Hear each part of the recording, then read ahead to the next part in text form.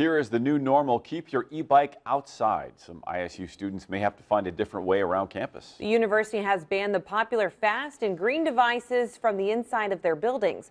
Liz Lape in the studio with more. Tyler, Janice, ISU has banned electric personal transportation devices from being used, kept, or charged in their buildings. The reason? Avoid harm to people and their property.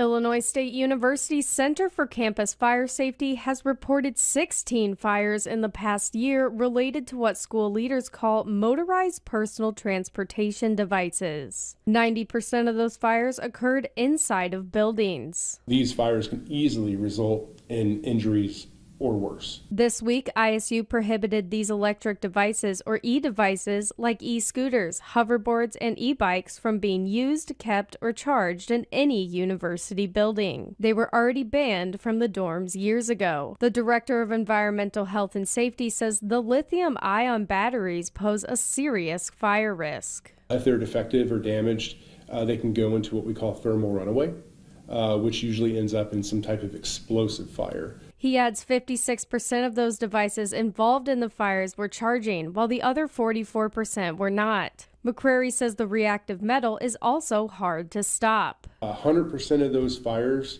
that were in sprinkler buildings were not controlled by the sprinkler. They continued to evolve. But what do students think? Senior Jared Gallup has an e-scooter and thinks the indoor ban is short-sighted. The greener transportation is really important, especially for a walkable city like Normal. And I think there's a bad stigma around electric scooters like this because a couple years ago there were some pretty shoddy companies putting them out, but they are much safer now.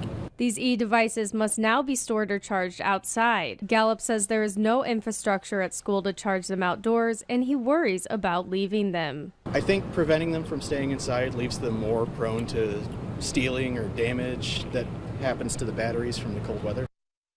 Although it makes it tougher to own an e-device while attending ISU, they aren't totally banned. Students can still ride them outside, but they have to remain outdoors to be stored on bike racks before students enter a building.